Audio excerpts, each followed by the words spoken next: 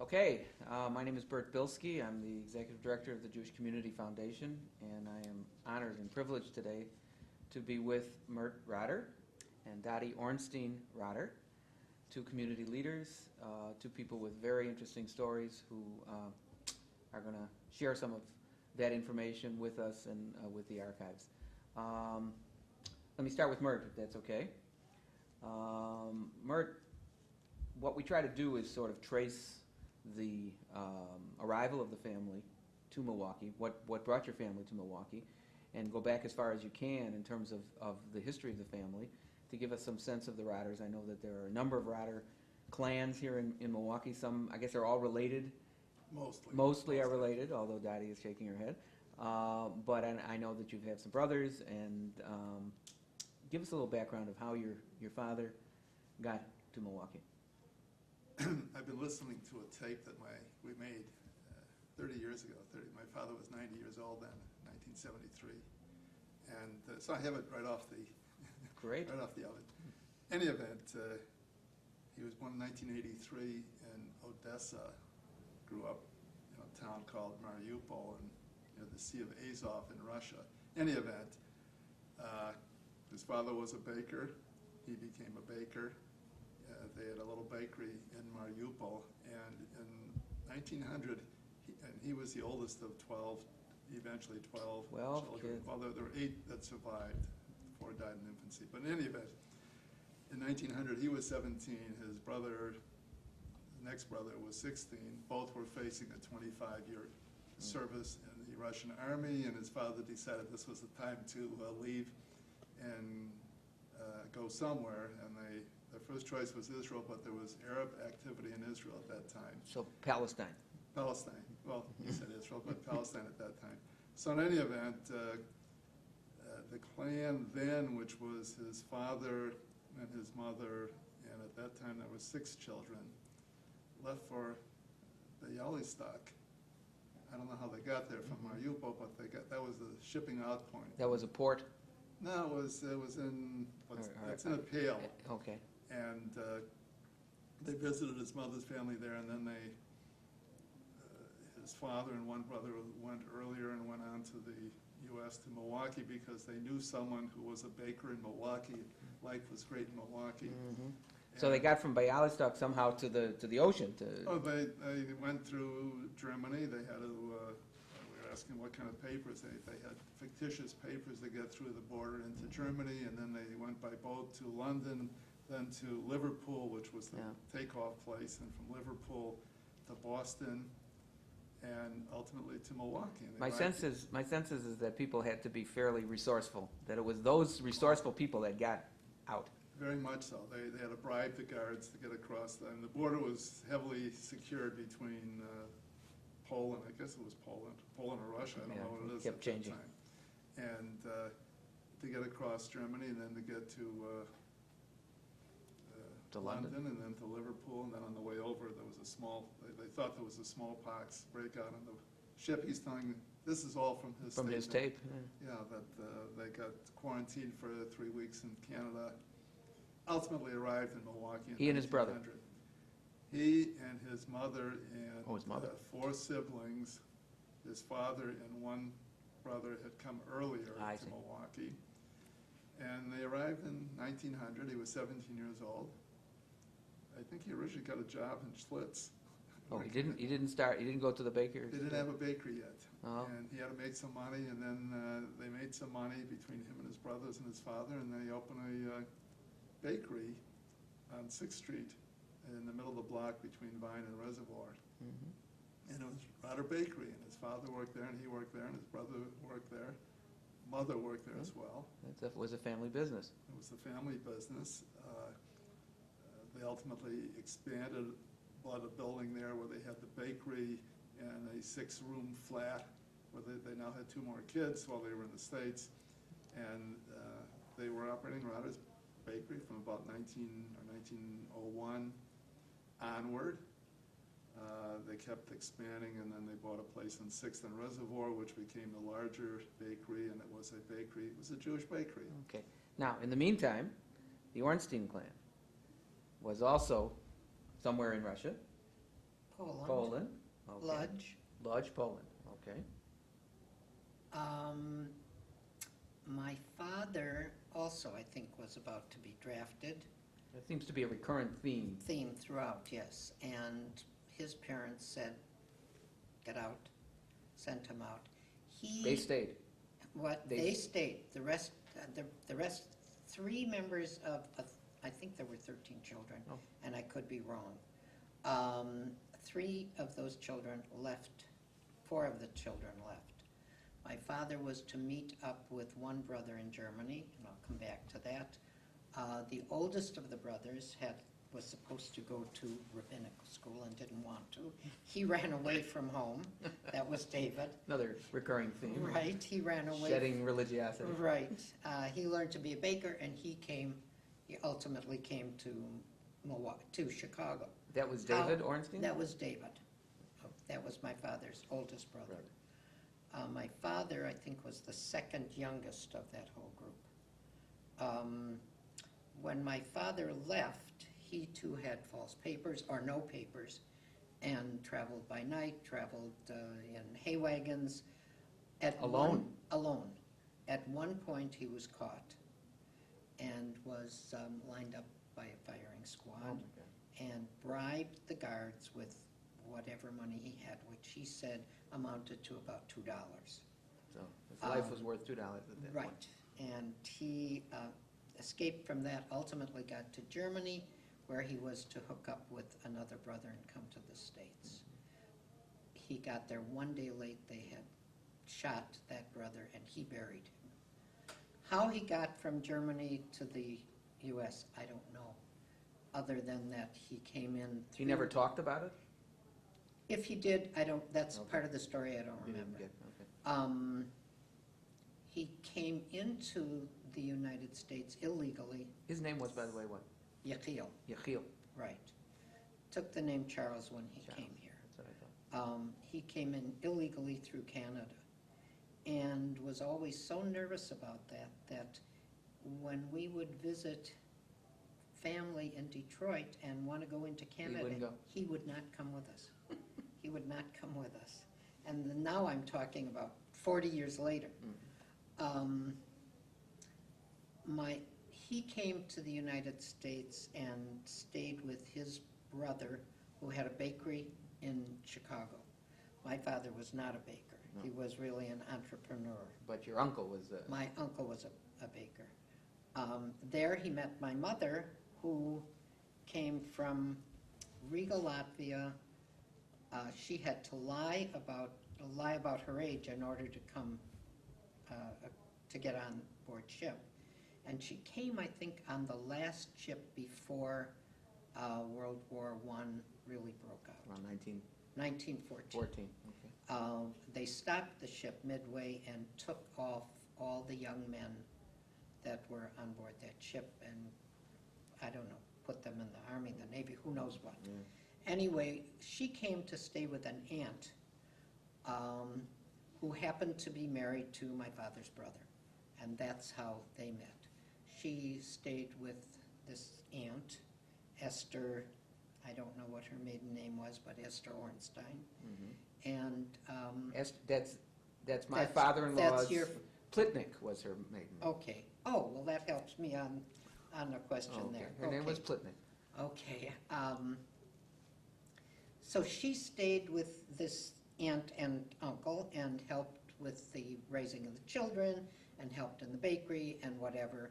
And when my father came to the States and stayed also with this, with her uncle, his brother, they met, they fell in love, and the aunt and uncle did not like the shidduch and they broke it up. Now, her name was Rosie?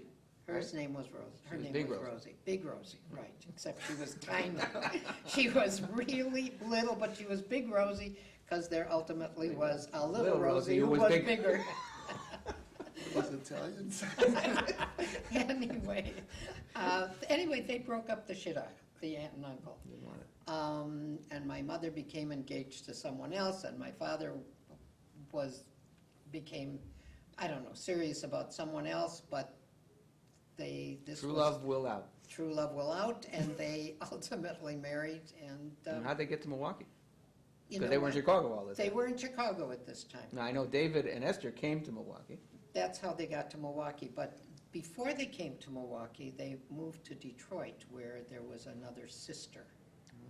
Okay. And That accounts for the trips to Detroit. that accounts for the trips to Detroit. Her name was, Can't help.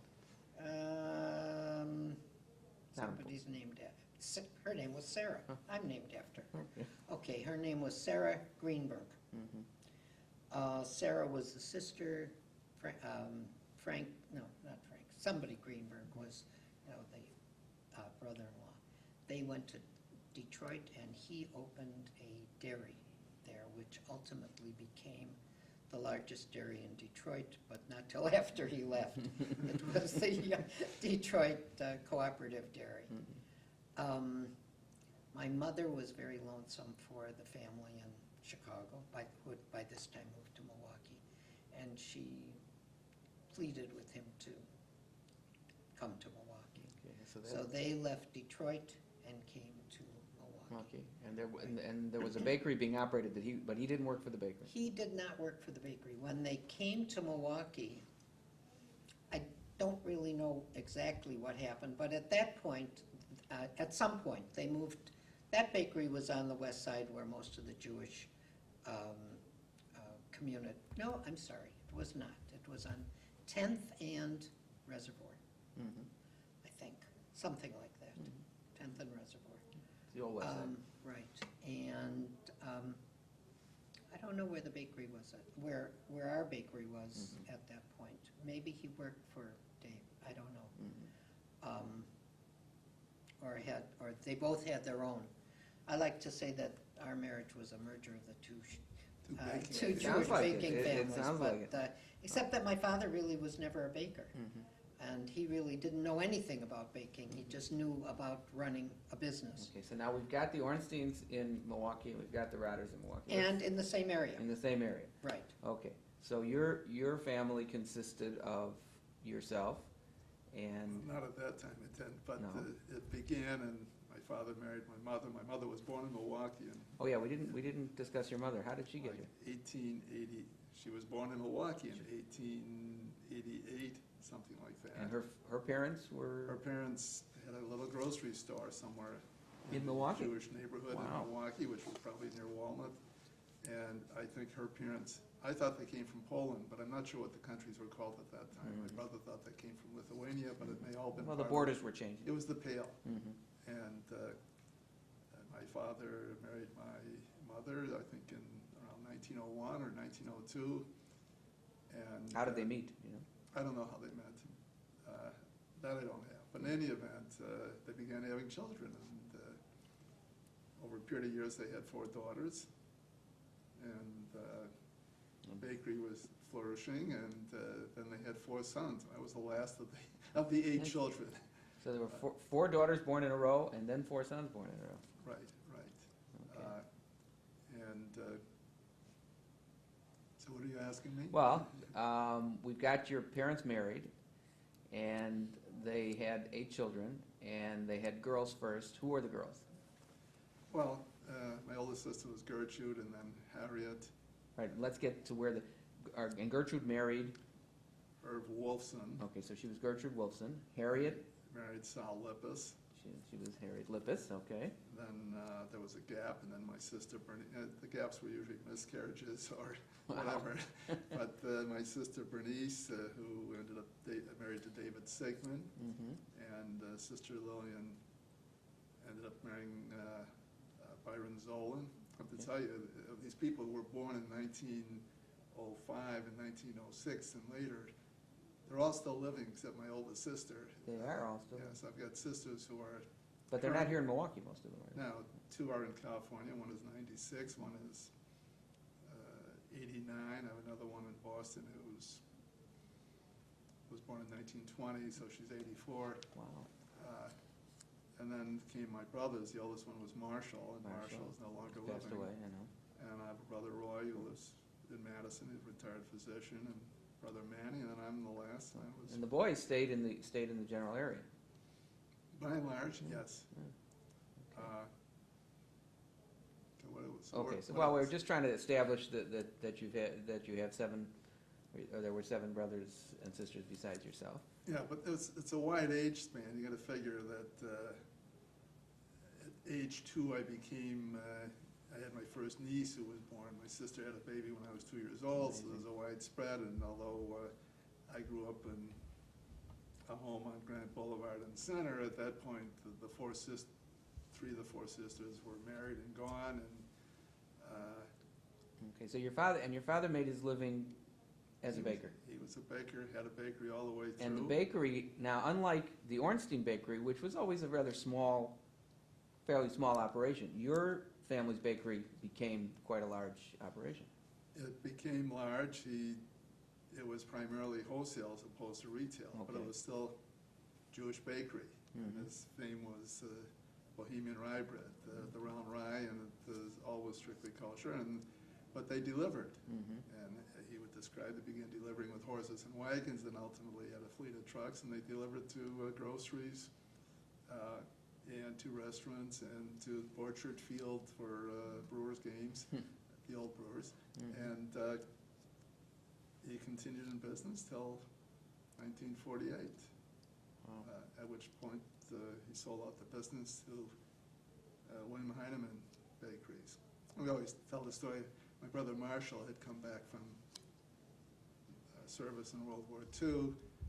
He graduated from Dartmouth and then there was a special baking school in Minneapolis where you got like an MBA, but I think it was a master's in Is there business baking arts? administration. Oh, not But- baking arts?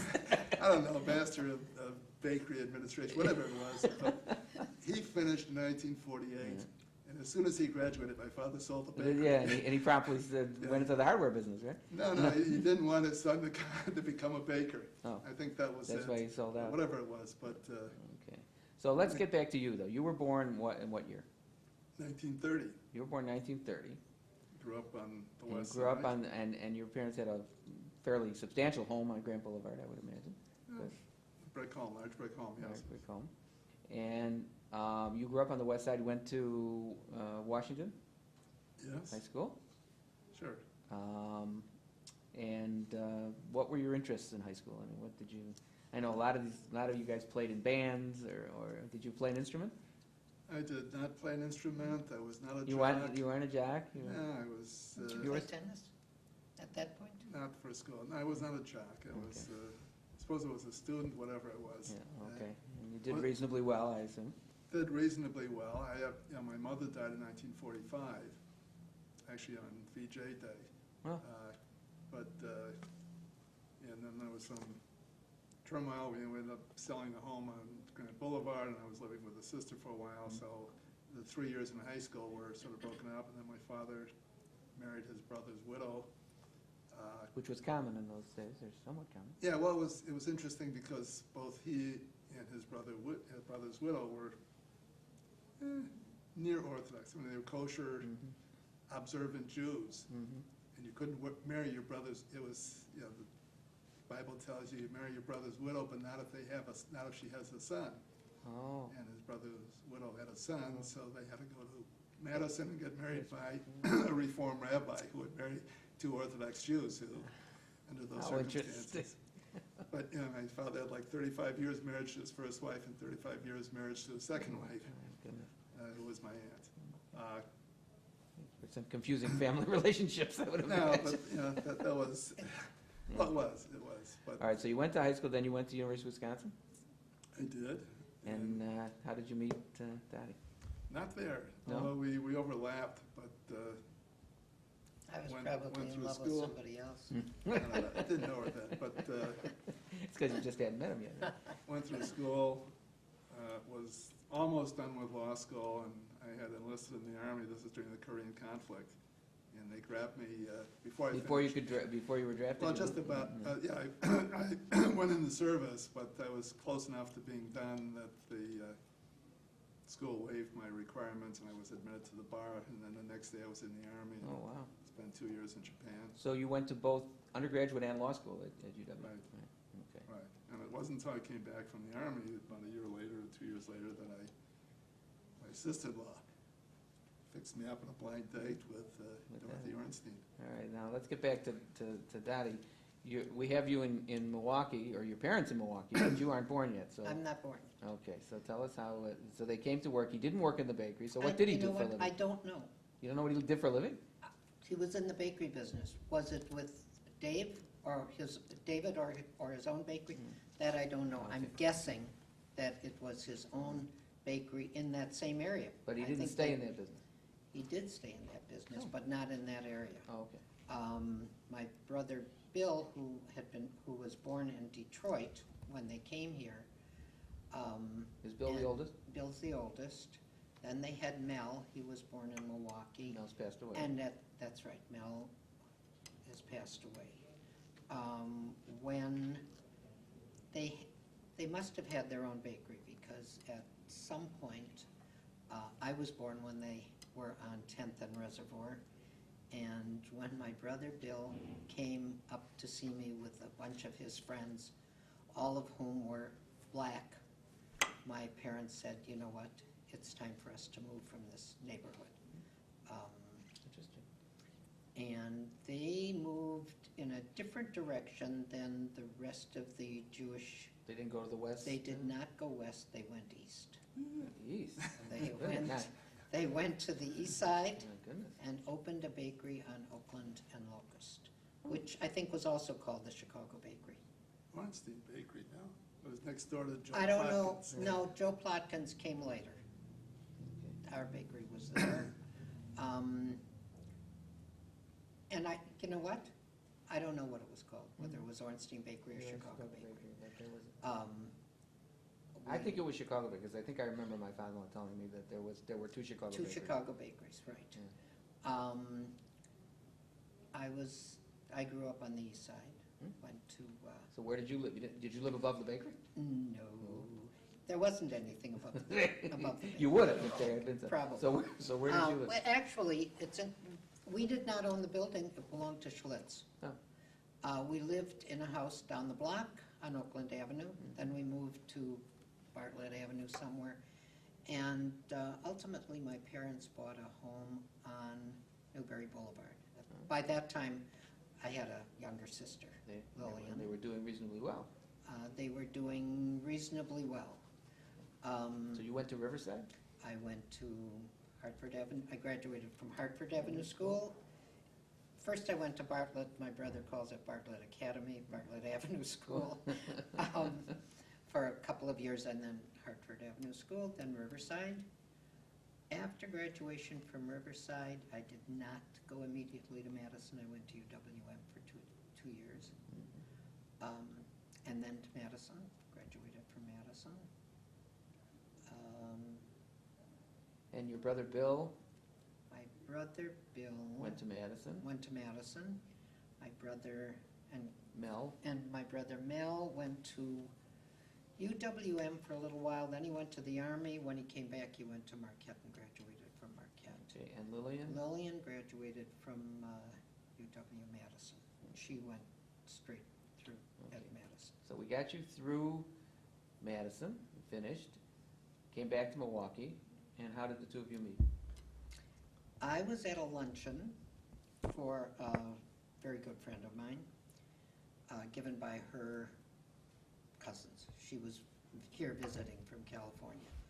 And one of those cousins went home that night, and Mert was there for dinner, and she said, I met this girl, call her up. I don't know exactly what she said, but anyway, he called about You should remember what she said. he called several times, and my mother, who used to take in all kinds of people that she had Rahmanas on, had taken in an elderly Jewish woman who had no place to live. Was living at your home? She was living at our house for a little while, and I only tell this because it's kind of funny.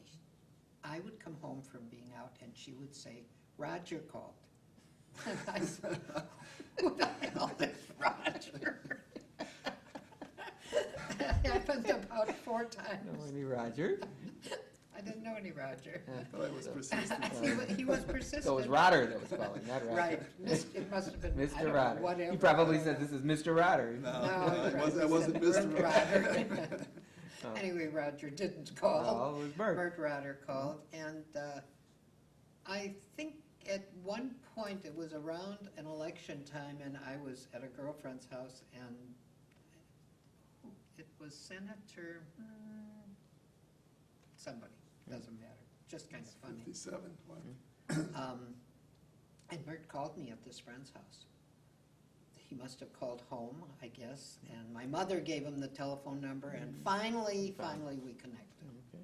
So that's how. And you started going out, and how soon were you married from the It was time? a whirlwind. Whirlwind Oh, year? yes, it was a whirlwind year. It was a year. It all depends. Yeah, a year is not bad. So you were married a year later? We were Right. married a year and a week later. Okay, and Mert, at this point, you've graduated from law school, you've gone through the Army, you're done with the Army, right? I'm back in Milwaukee. Back in Milwaukee, and practicing you're law. gonna, now, who did you practice law with when you started out? When I first came back from service, I was with Phil Crone, Oh, still around. He certainly He is. had a series of people who spent about a year or two with him to get started.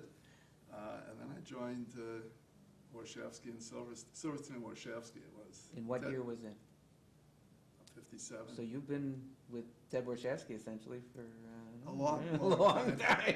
They've There been was a married gap. longer than we Yeah, have. it sounds like it. Oh, yeah, longer than any of his wives, Yeah. for sure. Okay, won't go into that. That's for another tape. There was a year gap where I spent a year with my brother Manny, who was a lawyer. But I enjoyed the type of practice where it was pretty wild. We were on the Fifth and National, big sign in the window that say "Hablo Español," Mhm. and Now, Ted did a lot of personal injury, he still does. Were you doing personal injury work at the same time, or were you sort of building the rest of the practice? when we were starting on Fifth and National, we were doing criminal and defense work. Oh. I mean, any given morning in the criminal courts, the three of us would be in there. Oh, so you did criminal work too? Yeah, at the beginning, Mhm. and then we built from there, and you did what your clients had, which would be divorce work, paternity work, and then some accidents, some injuries, and Mhm. then we gradually began doing more and more personal injuries, and Bob Silverstein split off, and Ted and I had the firm, where we ended up moving downtown. Mhm. Mike Tarnoff joined us. Mhm. I mean, we've got a lot of longevity at my firm. Yeah, for a long time it was Warshawski and Rotter, right? Right, Mhm. right. And then Mike Tarnoff joined, and Mhm. we ultimately were doing, well, I was everyone did personal injury work except me. I was a specialist in everything else. That wasn't personal injury. Right. So I thought. Although ultimately ended up where we were all doing personal injury work, and now there's 10 of us, and with a lot of longevity. I mean, we look at our, people who've been with us after me, 40 years, 30 years, It's amazing. 25 years. Especially in this day and age, it is absolutely Which is unique. unusual, It is especially very in unusual. in trial work where everyone tends to have big egos. Mhm. Uh, Yeah. So, yeah, we're still together. Yeah, that says a lot for the way you've built a firm. That's quite amazing. Okay, so in the meantime, you guys got married. Did you have Well, a I did- career? or I- did you- yeah, Sure. Yes, I did social work with the Didn't know Children's that. Children's Services Service Society? Society of Wisconsin. Some adoption placements and supervision, and foster care placements Wow. and supervision. And when I had my first baby after marrying Mert, I stopped working. Stop working, And I which was common in those days. Right, I was a stay-at-home mom, and I had a baby a year for 3 years. Mhm. And then the word is, we figured out what happened. Oh, after the third, oh, Right. that's what's going on. And we started to go to, I'm kidding. Okay, Okay. and you had, let's have names here, Okay, Lisa is the oldest? is the oldest. She is now married to Paul Levinson, who is from Cleveland, and they live in Rehovot, Israel, and have 4 children. The oldest of whom is a paratrooper in the Israeli Defense Forces. Defense Forces. But they've been there, she's been there for 22 or more years. Right. And Leslie is next? No, No. Peter Peter is is next. next. Peter is Peter Charles Rotter. He lives in Wausau, is married. And practices law. This is a second marriage. He practices law in Wausau. They have 6 children, they each have 3, all of whom lived with Peter and his second wife. And Leslie came next. Leslie married Jonathan Feinberg from Silver Spring, Maryland. They live in Bet Shemesh, Israel, and they have 3 children. And they've been there And- in Israel right. about close to 20 years. Right, and she's a physical therapist. They all have professional careers. It's unusual to have one child of 3 move and make Aliyah and move to Israel. It's really unique to have 2, in my opinion. What do you think motivated your girls? Look at my wife. To- We're still trying to figure that out. We're still, right. Yeah, I mean, it's will not tell- apparent on its face. You aren't Habonim drawer people. You aren't. I was a Habonimnik. You were a Habonimnik, okay. Right, but I wasn't, You, I were was you a Hashomer Habonim. Atzir? I mean, I was a Habonimnik because that's where the cute Jewish guys were. Okay. Hey, all right. Well, so a little Um, idealism mixed with right. some. I think a lot of it came from Camp Interlaken. Wow. Their real feeling of, not so much Zionism, but their real feeling of Jewish identity outside of the home. Because remember, I lived my entire life on the east side, including our married life. They went to Shorewood schools, Shorewood High School.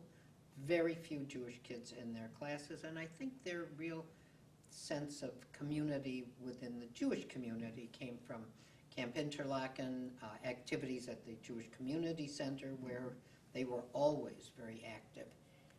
And were you going to interrupt? with Yeah, I was something? going to disagree. That Oh. Interlaken was certainly an important factor, but I think it came long before that because they were going to preschool, nursery school at the JCC, Jesus. and they were growing up at the JCC. We were very active at the JCC, both of us. We chaired the family activities. Yeah, I at know the you guys were. And you were JCC. president of the JCC. Yeah, but long before that, I mean, at each stage, we chaired the preschool committee, then we would chair the family. You moved up activities. in whatever And stage the they kids were in. were always involved. Whatever was going on at the JCC. Well, that would account for For- a Jewish identity, Right, but but it what does- accounts for the We don't know. willingness and especially the sacrifices that are involved? And although I know they live very comfortable, reasonably comfortable lives, financially comfortable, nobody's living a comfortable life in Israel today as far as Not what's so. Have you been what's there happening. recently? Lately? I mean, It's- 4 years It's ago. yes and no, not so. it's a great place to raise kids when you say no one's living a comfortable life. Except that 2 of them are now going to be in the Army in very short order. I guess that's where I'm Still- going. I mean, still. there's a certain tension. The answer to your question is, we don't know. We don't know what created the Zionist. I can make some guesses. When Lisa was in the 8th grade, she went to visit the priest at St. Robert's Catholic Church because she was going to convert to Catholicism. All of her friends were Catholic, with one, There are very with few one Jews in Troward. with Yeah. one exception, and that's Joan Lubarth. It's the only Jewish friend she had at that point. And she came home, and I, of course, social worker, I know exactly the right thing to say, said over my dead body. You want to kill me? You want to kill your mother? Anyway, I think she was really looking for something. looking for a place to be a part of something that had meaning to her. And she went to Israel with the Federation trip, the 6-week. No, it was Federation in those days. I think it was 6.5 weeks in Israel. And she The teen came- trip, yeah. Right, she was 16, the teen trip, and she came back and she said, that's where I'm gonna live. Wow. And when she was a junior in college, she went back for, I think it It was. was a year at Tel Aviv University. Right, and said again, this is where I'm gonna live. She was very careful, even in her dating pattern. She wouldn't date anybody that didn't understand that when she graduated from college, that's where she was going.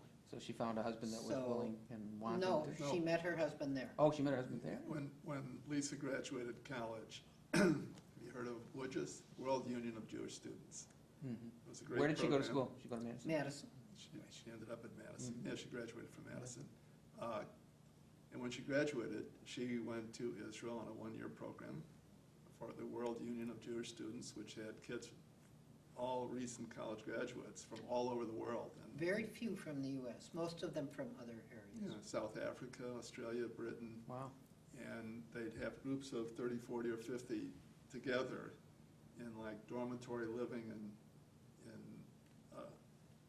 Arad. No, it's In Arad, in South Israel. Mhm. And they spent about 6 months learning Hebrew and traveling around the country as a group. And She met her husband in that group? at the end of 6 months, they tried to place all these kids in jobs in Israel. I And the think goal, she did meet him there. yeah, the goal was to integrate them into Sure. Israel life. And I think 90 to 95% of the people in the group in WUJS saw this as a year abroad after college. Mhm. And, you know, they had a great time for a year and came back, and Mhm. 5% Made stayed. out, yeah. And she met, her husband was in the same group, Paul Levinson from Cleveland was in her group, and she met him, and Mhm. they stayed on and married. And that's her story. And Leslie, 2 years, you know, a few years later, Leslie graduated college. But Leslie had also gone, all her kids went on the teen trip in the Mhm. summer for 6 weeks to Israel. Leslie also went for 8 weeks as a senior in high school it was a reverse shlichah program, where she spent 8 weeks in the home, going to high school there. mhm. Speaking, Hebrew Being immersed and- in the culture, yeah. Yeah, and then. well, speaking to them about the US, Oh, I see, talking about it, Right. but in Hebrew. you know what, I don't know. No, I suspect. Any event, you know, and she was far more involved than Lisa, because in high school, at Sherwood High School, there weren't enough kids who wanted to learn Hebrew, and she and friends persuaded Merzi Eisenberg, who taught Hebrew. No, they went to the. To Nicolay? What they No. did was they persuaded the Board of Educations at both Shorewood in and Whitefish Bay. Whitefish Bay to combine and have a Hebrew class. And Whitefish Bay? Beginner In high Hebrew school. class in high school. Wow. And I think Merzi taught the first class, but the kids from Shorewood Went to traveled to Whitefish Bay. Whitefish Bay for the Okay, class. and then it was Okay. ultimately taken over in Nicolay. Right. That's amazing. Any event, so when Leslie graduated college, she also went on WUJS, Mhm, spent a year in Israel, mhm. met her husband, who was in WUJS, but he wasn't in her program. Met him. Do they still have that program, do you know? Sure, Yes, sure. yes, It's it's a a- it's a it's great, a- it's a it's great a It's a great program. program. And she ultimately met her husband, who had been in the program or was in the program around the same time as she. So, let me ask you this, how many times now have you traveled to Israel? I- Can you even count? No, No. I can't. gotta be in I the can't- 30s. I can't make a guess even. We, I can't even Yeah, make it's a been guess. we go a couple times a year now, so we don't keep track of how many times. That's wonderful. Okay, so you both have been involved in the Jewish community, and you both have, in the organized Jewish community, and have both been available to this community to do what needed to be done, whether it was at the JCC, whether it was through Federation, whether it was in any other involvement that you were called upon. Why do you think that you've been motivated to do that? I mean, because other people that we've interviewed haven't. They found other outlets for their interests in the general community. I mean, what's kept you interested and involved in the Jewish community? That's a little bit separate from what motivated us to get started. But, Well, answer the motivated first, then. But I'll start with, someone once asked me who were my mentors, and I didn't think at that time, and now I recognize, listening, we have a tape of my father who lived, until just a few months short of being 100.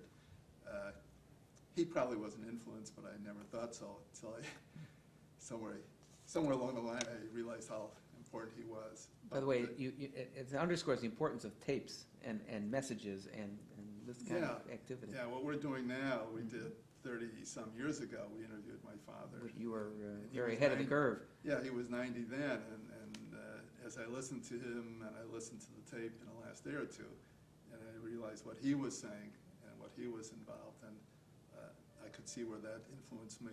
But the next mentor, really, when I came back from service and was in Milwaukee, my brother Marshall was active in many organizations, Yeah. including the JCC.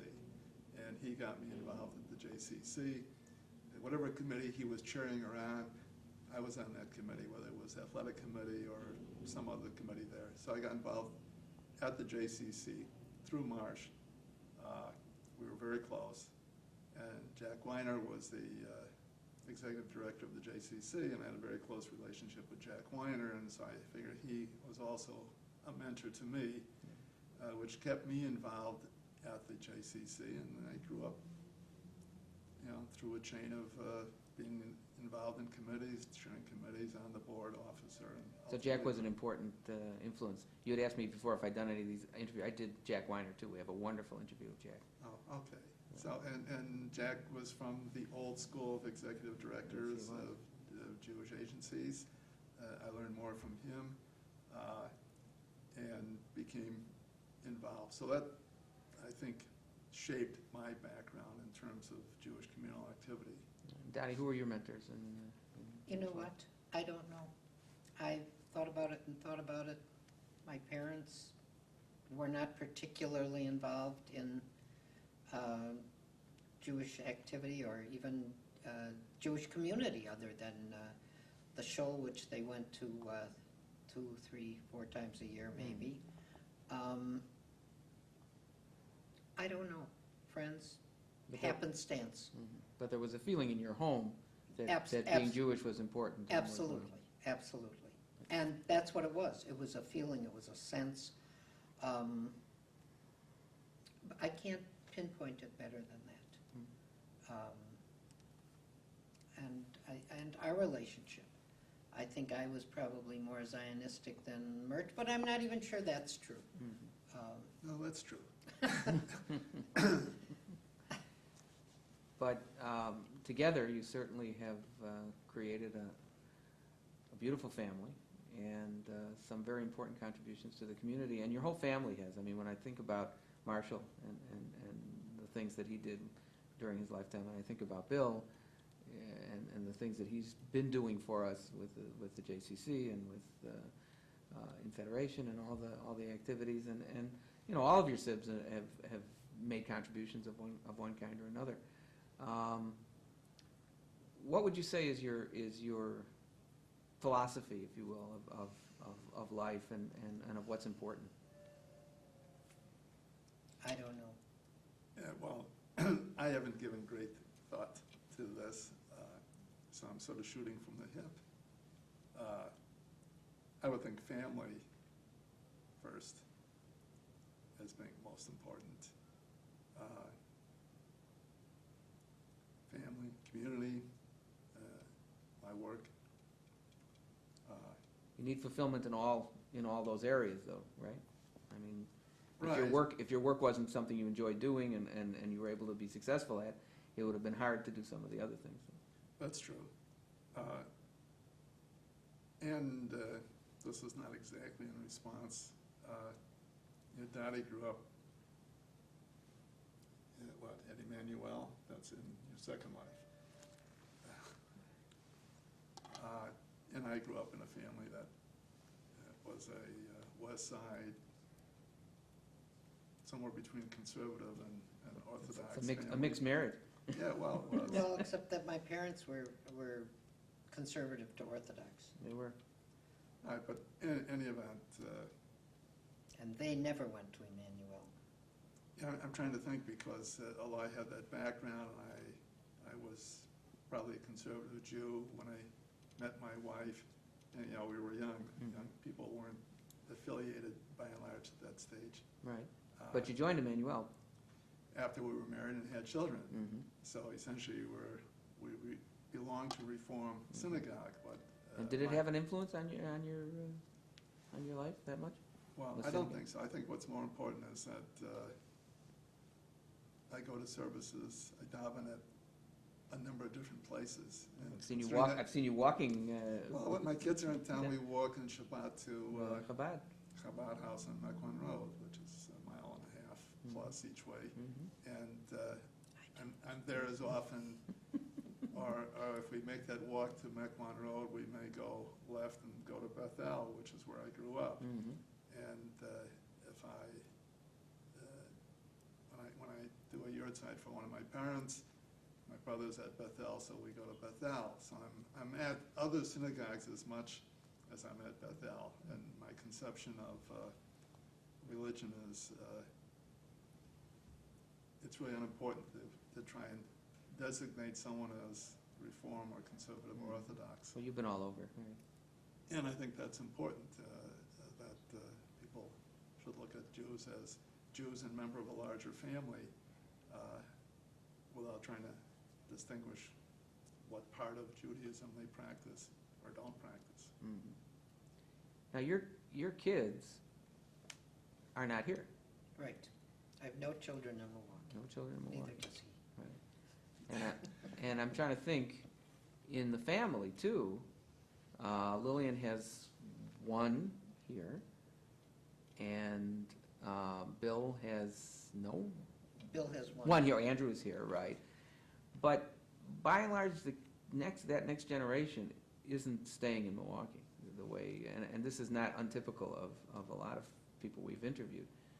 Well, by the way, that was the same with my family. I mean, of the 8 children in my family, only a few stayed in Milwaukee. Yeah, The well, three the boys three boys, and Roy only went to Madison. yeah, the girls It's not all all left. that far. But there was a tendency to stay more, in your generation. I guess what I'm wondering is, how do you think that bodes for the future of the community? We are losing population. Do you think we're going to continue to have a critical mass? I don't know. It'll be a different mass. My father used to say that there was a time when Milwaukee had 20-plus kosher butcher shops and 20-plus Jewish bakeries that were kosher bakeries. And I don't know what the population of the Jewish community was at that time in the 30s or 40s, Yeah. but it's down from what it was then, and we may have one There's kosher more. butcher shop and one kosher bakery now. Right. The critical mass is different. I think it will survive. It'll be different. I have a concern that the younger leadership in the younger Jewish community is less involved with the state of Israel than our generation was. One did not live through the Holocaust. They did not live through the birth of Israel as a state.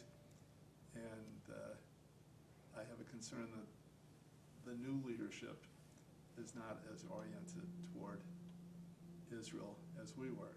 They put it on the back burner. Well, they don't have the same ability to relate to Israel the way, They don't have an understanding of what it was to live in a world where there was no Jewish homeland, where there was no place for Jews to go if they needed to go, if they needed to escape. And they really don't have that And there- understanding. and there was also, it was easier, frankly, 20 years ago, to relate and to, the demand of understanding of what was going on in the state of Israel was less difficult. The good guys and the bad guys were much easier to identify, and people were able to, and you were part of a culture, even a whole American culture that was supportive. As long as Jews were fighting and were distinguishing themselves and were building a country and all that, I mean, we're at a different point. And to understand how it is to live in Israel and how it is for us to relate to Israel, I think is, and I think people like you who do know and who are so integral to the country and who have, who your family is there, we need to find ways of interpreting. You can still tell who the bad guys are and who the good guys are. I mean, if you put your mind to it, you can still tell who are the good guys, who are the bad guys. And you can point to things that both sides do that are good and bad. It's still pretty apparent. Well, it's clear to us.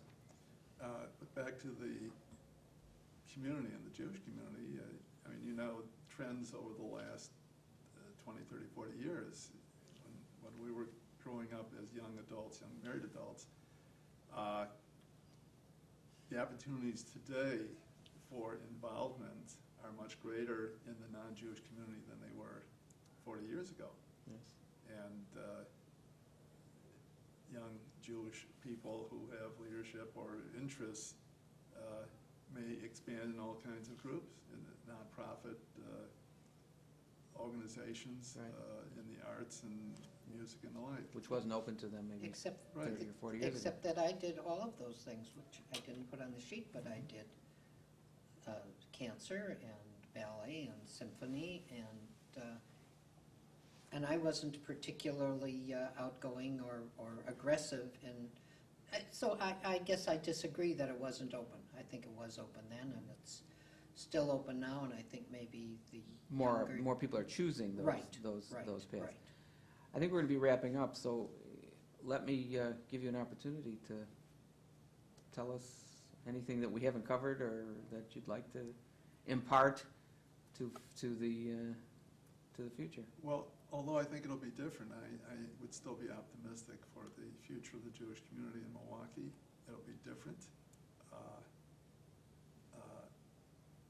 And events will occur over the years that will hold the Jewish community together. Maybe a crisis that, not all crises are good, No.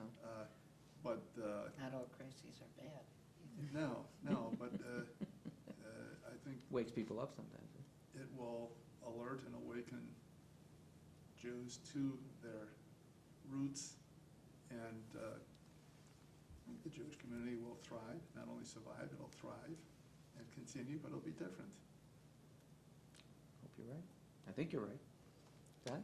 I think he's right, too. I think it would be a very, very sad world and a very sad community if the Jewish community disappeared in Milwaukee or anywhere. Too many good things to offer, too many good brains. Well, you are two good examples of the contributions, and your families are very good examples of the positive contributions that people can make. I think there's something in the natural selection process of people coming over, strong people, strong-minded people, but they came without language, they came without resources, and somehow they managed to... Even when you talk about our family, even our two daughters are in Israel, we talked about them, but even our son, who, I wasn't so sure what he was going to do in terms of his Jewishness. He married a woman who was not Jewish, but when he met her, she was already involved in the synagogue in Wausau, teaching school, and she converted in a rush to be converted so that, she was a Jew when they married. He ultimately became president of his synagogue. So even there in this little town in Nowheresville in Wisconsin. Where it would have been much easier to become part of the dominant culture. Right, exactly. Well, I think it was something that happened in your home. But I know you can't put your finger on it. it. I know you can't put your finger on it, but something happened in the chemistry between the two of you and in the support and the foundation that was laid by your families that have resulted in a very positive contribution to the Jewish community. So we thank you for sharing this with us. Pleasure. Thank you, it was a pleasure.